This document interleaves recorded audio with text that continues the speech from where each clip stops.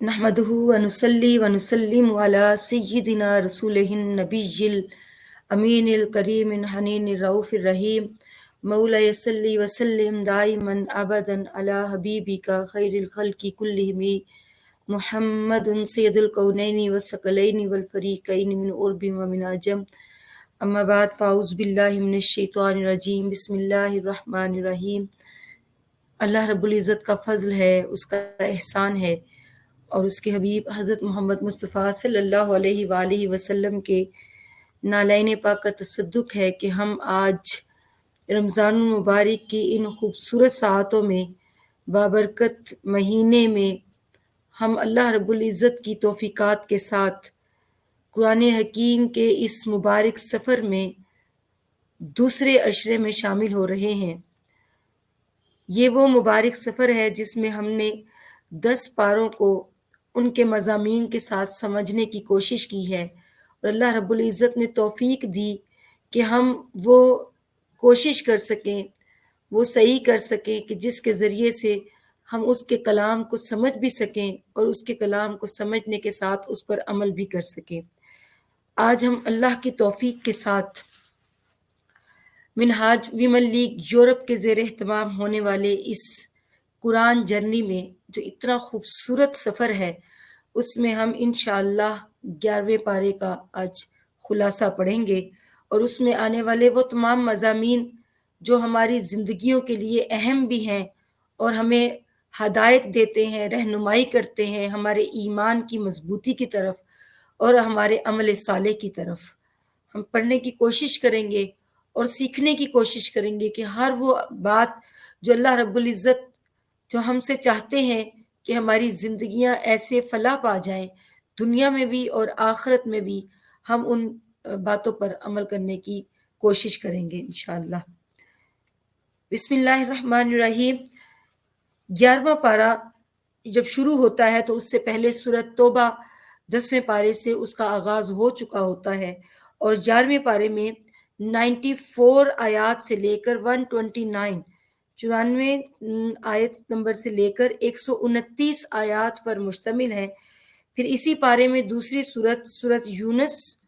ہوگی جس کی 109 آیات انشاءاللہ ہم اس میں ان کو پڑھیں گے،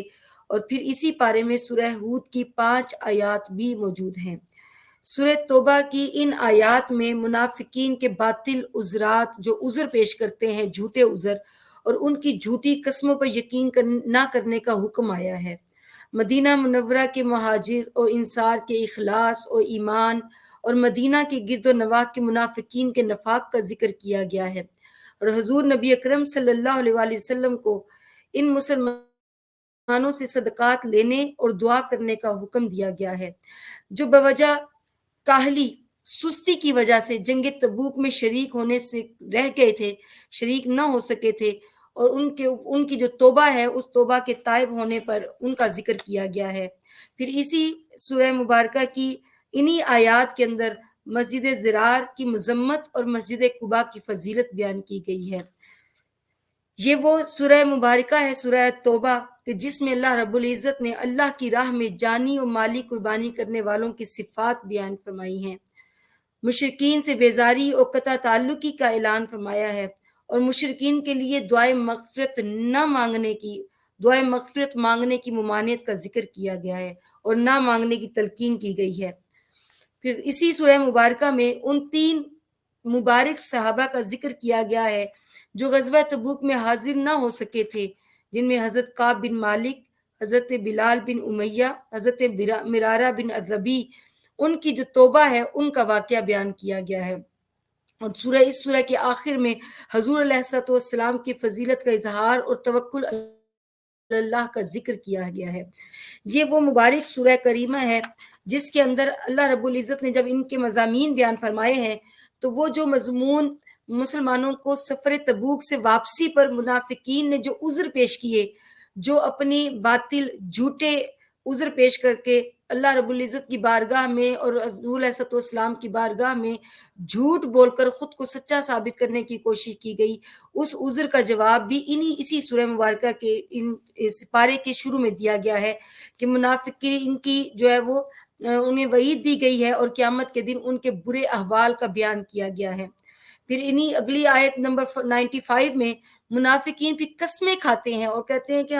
ہم اللہ کی قسم کھاتے ہیں، اور مختلف قسمیں کھانے کے بعد اپنے عذر پیش کرتے ہیں، تو اللہ رب العزت نے ان کی قسموں سے اعراض برتنے کا حکم دیا اور فرمایا کہ منافقین کی باطنی پلیدگی اور ان کی اخروی عذاب کا ذکر کیا گیا ہے۔ یہاں ایک بات جاتے ہوئے ضرور کہوں گی کہ جہاں پر مشرکین کا ذکر ہوتا ہے، جہاں پہ کافروں کا ذکر ہوتا ہے، جب منافقین کا ذکر ہوتا ہے کہ جو زبان سے کچھ کہتے ہیں اور دل میں کچھ رکھتے ہیں اور عمل کچھ کر رہا ہوتا ہے، یعنی کہ زبان کے لفظ، دل کے اندر ان کے ارادہ، ان کی نیت، اور پھر جو ان کا عمل ہوتا ہے، وہ تینوں مختلف ہوتے ہیں۔ ان سے اللہ رب العزت نے بہت بیزاری کا اظہار فرمایا ہے اور ان کے لیے سخت وعید فرمائی ہے۔ اور ابھی آپ نے سورہ بقرہ جب پڑھی ہوگی تو اس کے شروع میں دیکھا ہوگا کہ منافقین کی کتنی علامات، 13 آیات جو ہے وہ اس کے اوپر بیان کی گئی۔ تو اللہ رب العزت نے کی بیزاری جتنی منافقین سے ہے اتنی کسی اور سے نہیں آئی۔ اس لیے ہمیں آج کے دور میں کہ جب ہمارے عمل، ہمارے لفظ، ہمارے جملے اور ہماری تلقین، ہماری دعوت کچھ ہوتی ہے، مگر جب ہم اپنے عمل کی طرف دیکھتے ہیں تو ہمارے عمل بالکل اس سے مختلف ہوتے ہیں۔ تو اس معاشرے کے اندر جو نفاق کی ایک پنپتی ہوئی صورتحال ہے، اس کے حوالے سے بھی یہ پارہ ہے جہاں پہ اس کا آغاز ہوتا ہے، جب آپ پڑھیں گے تفصیل سے انشاءاللہ عرفان القرآن کے ترجمے سے، تو آپ کو اس سے بہت اچھی سے خوبی سے اندازہ ہو جائے گا کہ اللہ رب العزت نے کتنی اس کی جو ہے وہ وعید فرمائی ہے، اس کے اوپر کتنی تلقین کی ہے کہ نفاق سے بچنے کے لیے، کہ نفاق سے بچے، منافقین کی صحبت سے بھی دور رہنے کا حکم فرمایا ہے، اور پھر ان کے اخروی عذاب کے حوالے سے بھی بتایا۔ اور یہ بہت بڑی بات ہے کہ آیت نمبر 95 میں اللہ پاک نے فرمایا کہ میں یہ پڑھ کے سنا دیتی ہوں کہ انہم رجسن، کہ وہ پلید ہیں۔ اللہ رب العزت ہمیں بچائے نفاق، منافقت سے۔ ہمارے اللہ رب العزت ہمیں ہمارے باطن اور ظاہر کو ایک جیسا رکھے۔ تو اللہ پاک نے انہم رجسن کہہ کے ان کو بلایا، ومأواہم جہنم، اور ان کا جو ٹھکانہ ہے وہ دوزخ بتایا ہے۔ تو یہ اللہ رب العزت نے جو آیت کریمہ آپ پڑھیں گے انشاءاللہ آیت نمبر 95، تو اس میں آپ دیکھیں گے کہ اللہ رب العزت نے کس طرح سے ان کو اس حوالے سے بتایا ہے۔ پھر ہم نے جو آگے مضامین ابھی پڑھے ہیں یقیناً آپ نے نوٹ کر لیے ہوں گے، اور وہ آپ کی اس کے اوپر سلائیڈز پر بھی آ رہے ہیں کہ جو لوگ دیہاتی ہوتے ہیں، جن کے پاس علم نہیں ہوتا، زیادہ نالج نہیں ہوتا، ان کے دو رویوں کے بارے میں بتایا گیا کہ کچھ ایسے بھی ہیں کہ جو منافقت کرتے ہیں، اور کچھ ایسے بھی ہیں جو اللہ رب العزت کے ہاں ایمان لاتے ہیں، اور ان کے صدقہ و خیرات کی تعریف کی ہے اللہ رب العزت نے، ان کے اجر و ثواب کا بتایا ہے، ان کی دعا کو موجب قرب، ان کی دعا کو اللہ رب العزت کے قرب اور رحمت کے نزول کا حصول کا ذریعہ بتایا ہے، اور ان سے وعدہ رحمت الہی فرمایا ہے۔ یعنی یہ سمجھ لیں کہ علم وہ جو نفع بخش ہو، جو آپ کو شعور دے، جو آپ کو حق و باطل کی پہچان دے، وہ ایمان کامل و صالح عطا کرے، اس علم کا، اس ایمان کا، اس کیفیت کا علم سے کوئی تعلق نہیں، بجائے اس کے کہ وہ علم حاصل کریں کہ جس کے بعد آپ ایمان کی پہچان نہ کر سکیں، اللہ رب العزت کا قرب حاصل نہ کر سکیں۔ ابھی رمضان المبارک کی یہ 7 جا رہی ہیں، ان 7 میں بھی اگر ہم اپنے رب کی پہچان نہ کر سکیں، اپنے دل سے نفاق کو دور کر کے، اپنے دل سے کینہ، بغض، حسد، عناد جیسی برائیوں کو دور کر کے، کہ جن کی وجہ سے دل پلید ہوتے ہیں، جن کی وجہ سے اللہ رب العزت ایسے دل والے کو رجس کہتا ہے، رجس فرمایا ہے اللہ رب العزت نے۔ جب تک ہم اس سے اللہ رب العزت کی بارگاہ میں بھوکے پیاسے رہ کر اور عبادت کی کثرت کر کے، اللہ کا ذکر کر کے اللہ کو مناتے ہیں اور اپنی اس روح کو پاک کرتے ہیں، جیسے ہی آپ اللہ کا ذکر کر کے، اللہ کی عبادت کر کے مصلی پہ کھڑے ہوتے ہیں، تو ایسے ہی آپ کی روح دھلنا شروع ہوتی ہے، آپ کا دل دھلنا شروع ہوتا ہے، گناہوں سے پاک ہونا شروع ہوتا ہے، اور جیسے ہی گناہوں سے پاک ہو جاتا ہے ویسے ہی اللہ رب العزت کا قرب نصیب ہونا شروع ہو جاتا ہے۔ تو رمضان المبارک کے مہینے کو اسی لیے اللہ پاک فرمایا کہ یہ میرا مہینہ ہے اور میں ہی اس کا اجر عطا کرنے والا ہوں۔ تو جو اللہ کا مہینہ ہو اس میں اللہ کو پانے کے لیے، اللہ کے قرب کو پانے کے لیے اپنے دل سے یہ نفاق، اپنے دل سے کینہ، بغض، حسد، عناد، یہ ساری برائیاں جڑ سے اکھاڑ کر پھینکنے کی ضرورت ہے اور اخلاص اپنے کے اندر جو ہے وہ پوری طرح سے اس کو اتارنے کی ضرورت ہے کہ ہم ایسا اخلاص جو اپنے دل میں جو ہے وہ اس کو اپنے دل کو سجا لیں اس اخلاص کے ساتھ جو اللہ کے ساتھ اور اس کے رسول کے ساتھ اور اس کے بندوں کے ساتھ ہمارا اخلاص اتنا کامل ہو جائے کہ اللہ رب العزت کو ہم پسند آ جائیں۔ پھر اس کے بعد ہم نے وہ جو ابھی مضمون پڑھا ہے کہ گناہوں کا اعتراف کر لینے کے بعد توبہ کرنے والوں کو معافی کی بشارت اور شان غفوریت اور رحیمیت الہی کا ذکر فرمایا گیا ہے۔ پھر انہی آیات کے اندر جب آیت نمبر 107 پر آتے ہیں تو منافقین کا مسجد زرار بنانا اور اس عمل کے مذموم مقاصد اور اپنے مقصد خیر پر ان کی قسمیں اور اللہ تعالیٰ کا ان کی جھوٹ پر گواہ ہونے کا ذکر فرمایا گیا ہے۔ پھر انشاءاللہ اس موضوع کو ہم آخر میں بھی تھوڑی تفصیل سے پڑھیں گے کہ جہاں پہ مجاہدین کی فضیلت اور ان کے لیے بشارتیں اور ان کی شان جاں نثاری کا ذکر کیا گیا ہے، اس کو انشاءاللہ ہم پوری تفصیل سے آخر میں پڑھیں گے۔ پھر اللہ رب العزت نے اسی سورہ مبارکہ کے آخر میں جو آخری آیات ہیں اس میں فرمایا کہ مدینہ منورہ اور گرد و نواح کے مسلمانوں کو حضور نبی اکرم صلی اللہ علیہ وسلم کا ساتھ نہ چھوڑنے کی تاکید کی گئی ہے اور اپنی راحت تن سے غافل ہو کر ذات محمدی صلی اللہ علیہ وسلم پر فدا ہونے کی تاکید کی گئی ہے، اور خدا کی راہ میں اللہ کی راہ میں ہر مشقت و تکلیف پر اجر و ثواب کی بشارت اور نیکوکاروں کو تلقین کی گئی ہے کہ ان کا ثواب ضائع نہیں ہوگا۔ تو ہر گروہ سے ایک جماعت کو تحصیل علم کے لیے نکلنے کا حکم اور اس کا مقصد اور اس کے فائدے کا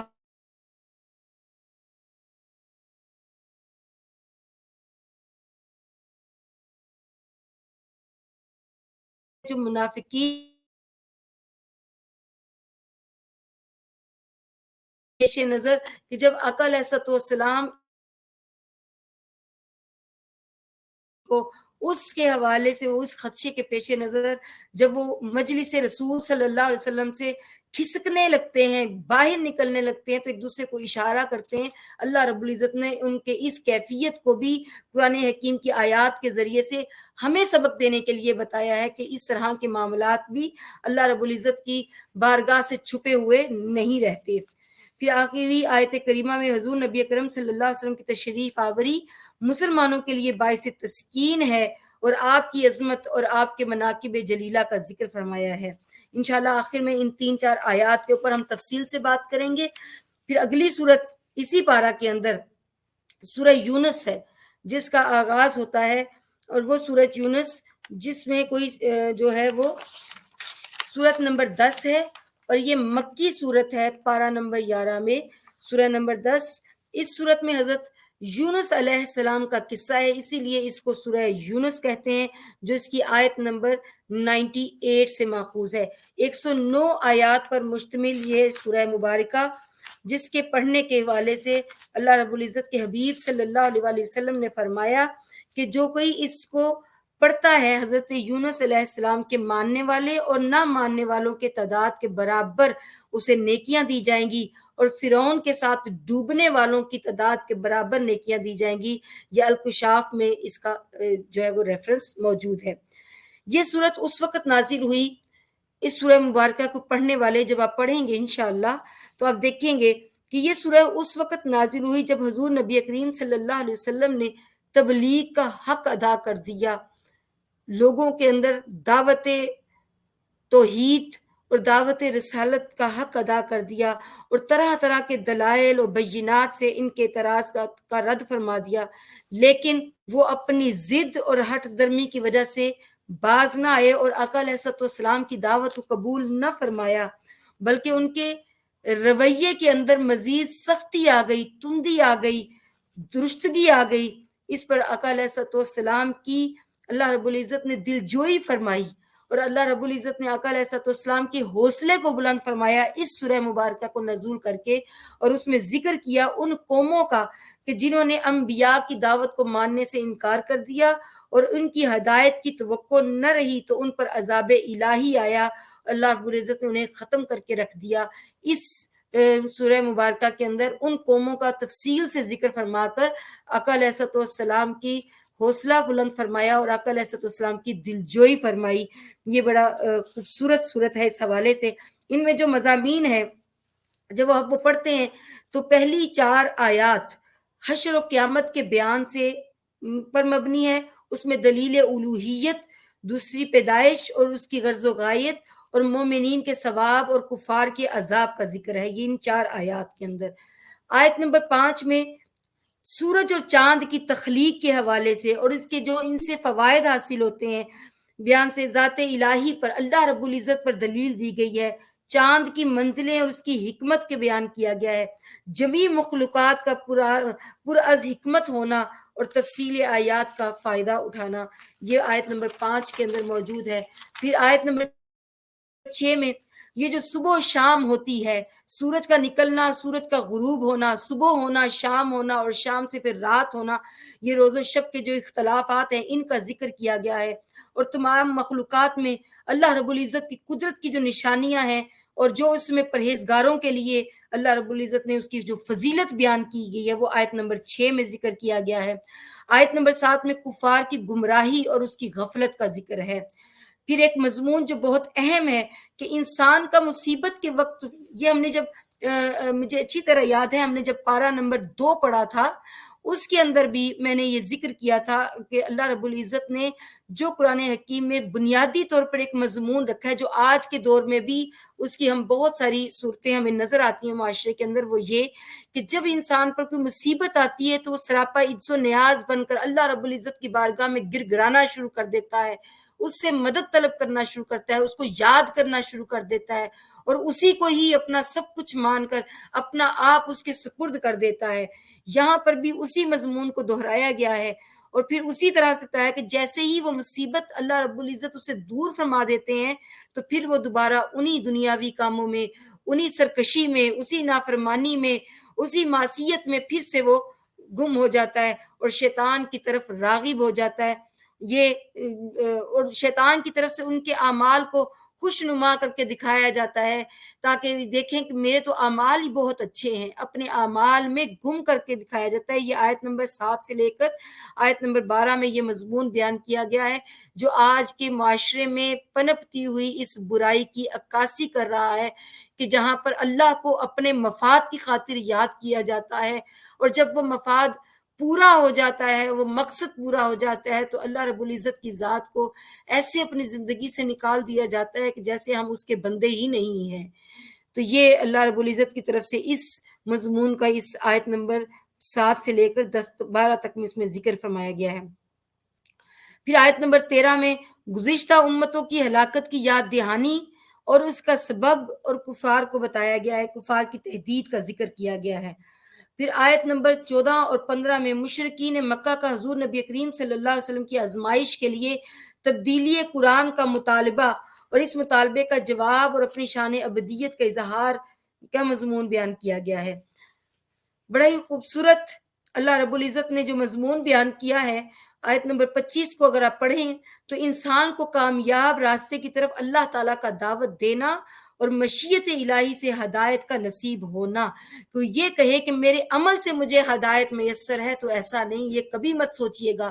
ہمیشہ ذہن میں رکھیے گا کہ ہدایت صرف اللہ رب العزت کی ذات کی طرف سے ہے، وہ جسے چاہتا ہے ہدایت عطا کر دیتا ہے، ہدایت کے لیے چن لیتا ہے۔ اللہ یجتبی الیہ من یشاء، اللہ جسے چاہے اپنے راستے کی طرف اسے منتخب کر لیتا ہے اور جسے چاہتا ہے وہ ہدایت عطا کر دیتا ہے۔ یہ اللہ رب العزت کی طرف سے ہے، انسان کے عمل کا اس میں عمل دخل اس سینس میں نہیں ہے کہ وہ یہ صرف عمل کرتا ہے کوشش کے لیے،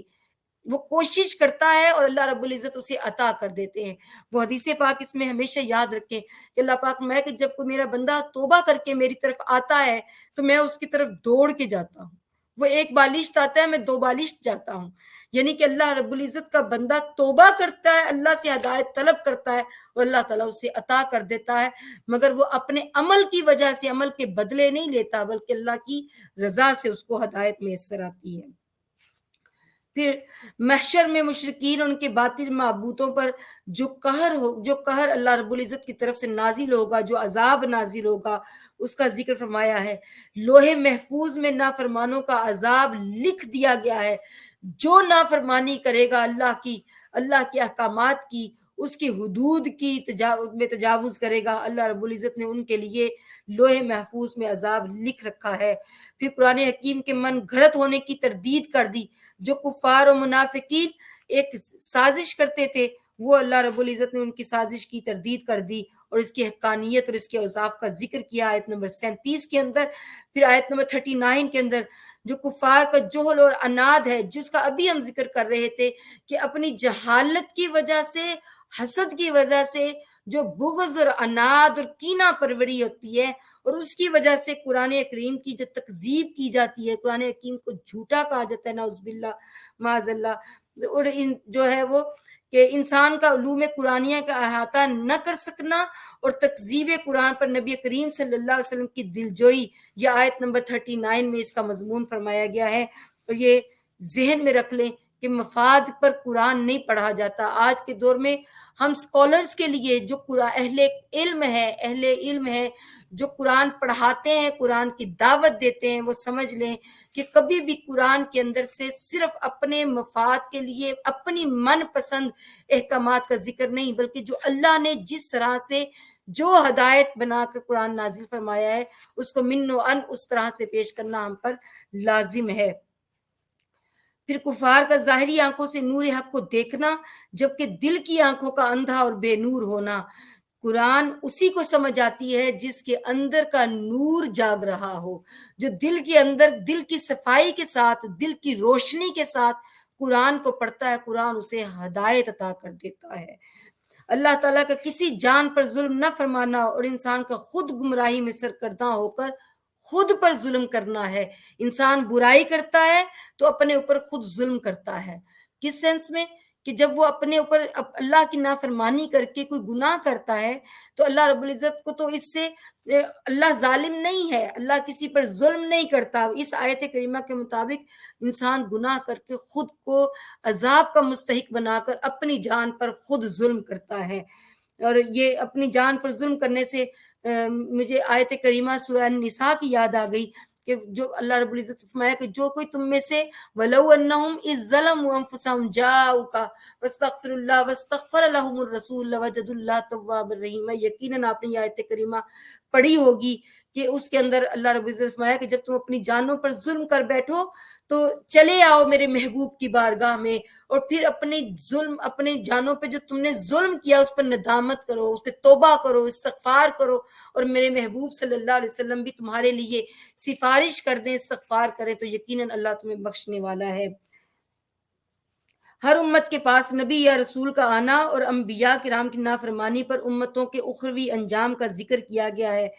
پھر کفار کا وعدہ عذاب کے پورا ہونے کے وقت کے بارے میں جو نبی کریم صلی اللہ علیہ وسلم سے پوچھنا اور اس کا جواب آیت نمبر 48 اور 49 میں اس کا ذکر کیا گیا ہے۔ قیامت کا بپا ہونا، قیامت ہر صورت میں نافذ جو ہے وہ آئے گی، اس کی حقانیت کا ذکر کیا گیا آیت نمبر 53 میں۔ پھر لوگوں کو دعوت قرآن اور حقانیت قرآن اور اس کے اوصاف کا بیان کیا گیا ہے۔ پھر کفار کی خود ساختہ حرام روزی کی تردید اور ان پر جو ہے وہ زجر و توبیخ کا ذکر کیا گیا ہے۔ پھر حضور نبی کریم صلی اللہ علیہ وسلم اور امت کے اعمال پر اللہ تعالیٰ کے نگہبانی، وسعت علم الہی اور لوح محفوظ کی ہماگیریت پر ذکر کیا گیا ہے۔ اور بڑی خوبصورت آیت یہ آپ سب پڑھیے گا اور نوٹس بنائیے گا، آیت نمبر 63 سورہ یونس کی، جس میں اولیاء اللہ کے اوصاف کا تذکرہ کیا گیا ہے، جس میں اولیاء اللہ کے کہ کس طرح سے اولیاء جو ہے وہ کون سے ایسے اوصاف ہیں، کون سی ایسی صفات ہیں کہ جس کے ذریعے سے اللہ رب العزت انہیں اولیاء کی صف میں شامل فرماتا ہے۔ تو لیل و نہار جو دن اور رات ہیں ان کی تخلیق کے بارے میں اس کا ذکر فرمایا گیا ہے۔ پھر جو واقعی کفار کو اس کی جو کافروں کے کو وعید کے لیے، ان کی توبیخ کے لیے واقعہ نوح سنانے کا، حضرت نوح علیہ السلام کا واقعہ سنانے کا حکم دیا گیا ہے۔ پھر حضرت موسیٰ اور حضرت ہارون علیہ السلام کے فرعون اور اس کے سرداروں کی طرف بعثت اور فرعونیوں کے جو تکبر ہے اور جو انکار ہے حق کا، اس کا ذکر فرمایا گیا ہے۔ اور بڑا ہی خوبصورت واقعہ جو بچپن سے سنتے آئے ہیں کہ حضرت موسیٰ علیہ السلام کے جادوگروں کے جادو کی حقیقت کا ظاہر کرنا، جادو باطل ہونے کی پیشن گوئی، فساد انگیزوں کی مسمت اور ان کا انجام ہے، جو فرعون کے دربار میں حضرت موسیٰ علیہ السلام کے سامنے جادوگروں نے کیا۔ تو اللہ رب العزت نے اس واقعہ کو بھی یہاں پر بیان فرمایا ہے۔ پھر حضرت موسیٰ علیہ السلام، حضرت ہارون علیہ السلام کو مکانات قبلہ رخ بنانے کا حکم دیا کہ اپنے مکان اپنے قبلہ کی طرف رخ کر کے بناؤ، نماز قائم کرنے اور مومنین کو فتح و نصرت سنانے کا حکم دیا گیا ہے۔ پھر بنی اسرائیل کی نجات، فرعون کی جو لشکر سمیت جو غرق کیے گئے، اور غرق کرتے وقت جب فرعون پر عذاب نازل ہوا، اس وقت میں جو فرعون کا ایمان لانا ہے اس کی کیفیات کا ذکر کیا گیا آیت نمبر 90 میں۔ معزز سامعات، قرآن جرنی میں ہمارے ساتھ شامل مسافرات قرآن، آپ سب سے گزارش ہے کہ جب آپ یہ سورہ مبارک پڑھیں تو یہ جو آیت نمبر 90 میں بنی اسرائیل کی نجات ہے اور جو فرعون کا لشکر غرق ہوا، اور غرق ہوتے وقت جو وہ وقتی طور پر ایمان لے کر آیا، ان آیات کو جب آپ پڑھیں تو اپنے ہاتھوں سے کچھ نوٹس لکھیے گا کہ آپ کو کیا چیز سمجھ آئی ہے، کہ فرعون کے بدن کو باعث عبرت بنانے کے لیے جو اللہ کی بارگاہ میں تکبر کرتا ہے، غرور کرتا ہے، اور اس تکبر و غرور میں حقانیت کو نہیں تسلیم کرتا، حق کا انکار کرتا ہے، تو اللہ رب العزت نے اس کی جو ہے فرعون کے بدن کو، اس کی لاش کو عبرت بنا دیا اور اسے خشکی کے اوپر پھینکا، اور کفار کی اللہ کی نشانیوں سے بے خبری کا ذکر کیا گیا ہے۔ بنی اسرائیل پر جو احسانات کیے گئے ہیں، ان احسانات کے باوجود بنی اسرائیل کا سرکشی کرنا اور ان کے اختلافات کا بروز قیامت جو اللہ رب العزت فیصلہ فرمائے گا اس کا ذکر کیا گیا ہے۔ پھر حقانیت قرآن اور اس سے کتب آسمانی کے علماء کی واقفیت، کسی دینی شبہ لاحق ہونے پر علماء ربانی کی طرف رجوع کرنے کا حکم ہے، اور حقانیت قرآن میں شک کی ممانعت ہے، اس آیات کا ذکر کیا گیا ہے۔ ان آیات کا 93 94 میں اس مضمون کا ذکر کیا گیا ہے۔ قوم یونس کی تعریف کی گئی ہے، وہ کیوں کی گئی ہے کہ ان کے قبول ایمان کا منافع،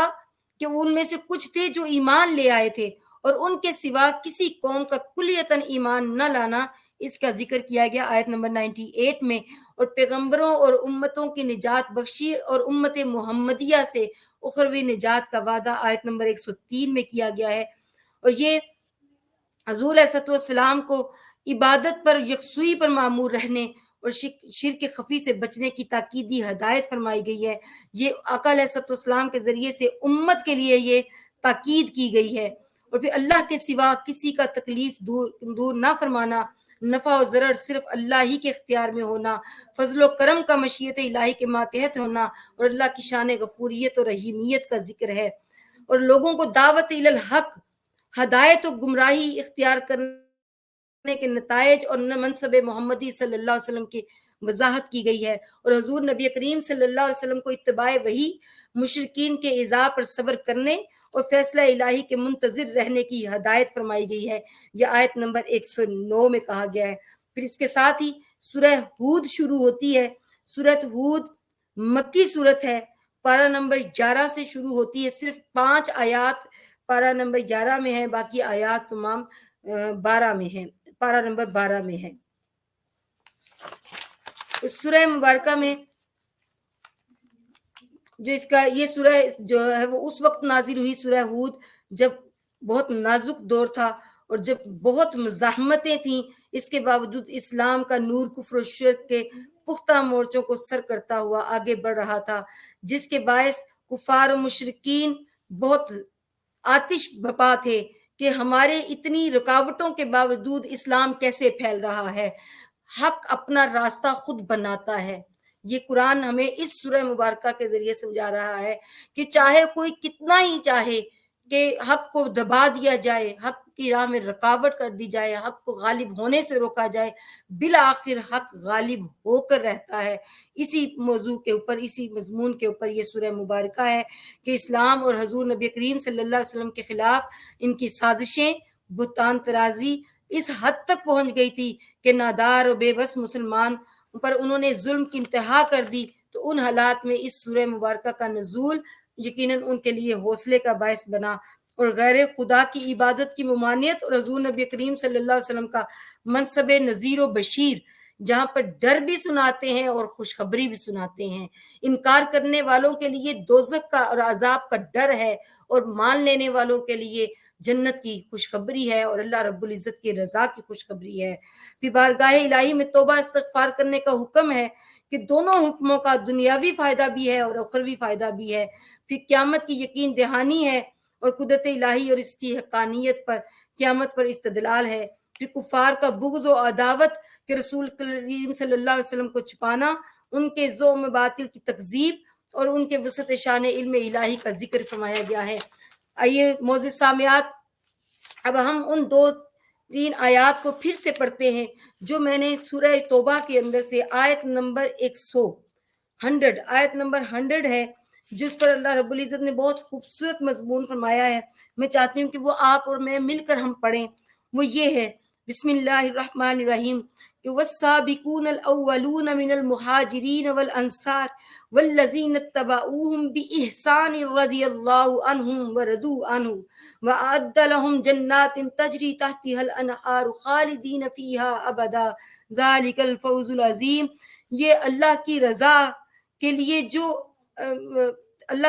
کے لیے جو صفات ہوتی ہے وہ کیا ہوتی ہیں کہ مہاجرین اور ان کے مددگار میں سے جو سبقت لے جاتا ہے، حق کو قبول کرنے میں پہل کرتا ہے، وہ کہتے ہیں سب سے پہلے ایمان لانے والے اور درجہ احسان کے ساتھ ان کی پیروی کرنے والے، اللہ ان سب سے راضی ہو گیا اور وہ سب اس سے راضی ہو گئے، اور انہوں نے ان کے لیے جنتیں تیار فرما رکھی ہیں جن کے نیچے نہریں بہ رہی ہیں، اور ان میں ہمیشہ ہمیشہ رہنے والے ہیں۔ یہی زبردست کامیابی ہے۔ معزز سامعات، رضی اللہ عنہم ورضوا عنہ، کہ اللہ ان سے راضی اور وہ اللہ سے راضی۔ رادیتم مردیہ کا یہ مقام کن کو ملتا ہے؟ جو نیکی کرنے میں پہل کرتے ہیں، جو اپنی نیکیوں کے معاملے میں، وہ نیکی کیا ہے کہ ایمان کو پانے میں، ایمان کو قبول کرنے میں، حق کو قبول کرنے میں وہ درجہ اول میں کھڑے ہوتے ہیں، صف اول میں کھڑے ہوتے ہیں، اور پھر درجہ احسان کے ساتھ، مطلب کہ کوئی تکلیف آ رہی ہے، کوئی پریشانی آ رہی ہے، وہ تقوی و پرہیزگاری کے اس مقام پر کھڑے ہیں کہ اس پریشانی کو، اس تکلیف کو، اس مصیبت کو ایک طرف رکھ کر ان کے دن اور رات، ان کی صبح اور شام، ان کا زندگی کا ہر لمحہ اس کے تحت گزرتا ہے کہ کل ان صلاتی و نسکی و محیای و مماتی للہ رب العالمین۔ جب ایسے بن جاتے ہیں تو پھر اللہ پاک بھی فرماتا ہے کہ جن کی روح بھی اللہ کے حضور جھکتی ہے، جن کے دل بھی اللہ کے حضور جھکے ہوتے ہیں، جن کے دن اللہ رب العزت کی راہ میں جہاد کرتے اور رات مسلح پر کھڑے ہو کے گزرتی ہے، ان مجاہدین کے لیے اللہ رب العزت نے فرمایا کہ میں ان سے راضی ہوں، یہ مجھ سے راضی ہیں۔ اللہ کا راضی ہونا، اللہ کی رضا کا طلب کرنا سمجھ آتا ہے، مگر وہ لوگ جن کی رضا کے بارے میں اللہ کہتے ہیں یہ مجھ سے راضی ہیں، وہ کون لوگ ہوتے ہیں؟ وہ لوگ ہوتے ہیں کہ خودی کو کر بلند اتنا کہ ہر تقدیر سے پہلے خدا بندے سے خود پوچھے بتا تیری رضا کیا ہے۔ یہ علامہ اقبال نے انہی لوگوں کے لیے کہا تھا کہ ایسے بلند مرتبہ بن جاؤ کہ اللہ تم سے تمہاری رضا طلب کرے۔ یہ صحابہ کرام کے بارے میں اللہ رب العزت نے فرمایا تھا، ایسے درجہ احسان والے وہ لوگ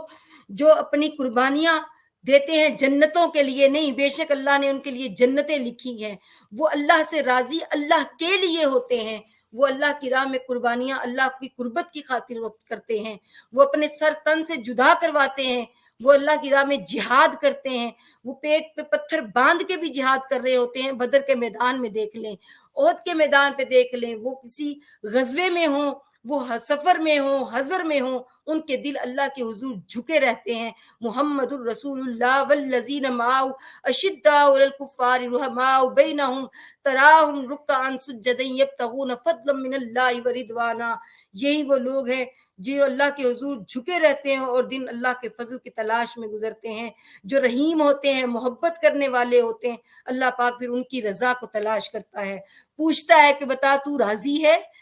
کتنے ہی مصائب کیوں نہ آ جائیں۔ کربلا کے میدان میں حضرت امام علی مقام سے بھی تو اللہ نے پوچھا تھا کہ کیا تو راضی ہے؟ کیوں؟ کیونکہ اللہ کے وہ محبوب بندے اللہ کی مصائب پر اللہ کے دیے ہوئے آزمائشوں پر ثابت قدم رہتے ہیں، صابر رہتے ہیں، استعین بالصبر والصلاح، نماز اور صبر کے ساتھ وہ مدد طلب کرتے رہتے ہیں، اسی لیے اللہ ان سے پوچھتا ہے۔ یہ بڑا خوبصورت مضمون ہے، آپ ضرور اس کو پڑھیے گا۔ پھر آیت نمبر 103 جو یہ آیت ہے جو یقیناً میری اور آپ کی دلی آرزو ہے، وہ یہ آیت ہے کہ ان اللہ اشترا من المؤمنین انفسهم واموالهم بان لهم الجنہ،